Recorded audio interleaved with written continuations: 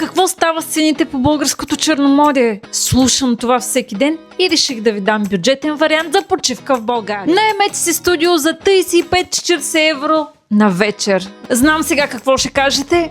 Къде има такива цени за нощувка? В нашите студия единственото, което направихме, е да превалутираме цените от лева в евро, без да сме ги увеличавали. Студиото има кухненски бокс, който е добре да го използвате по предназначение, а не само да слагате козметиката и гримовете на него. Има Lidl и Била.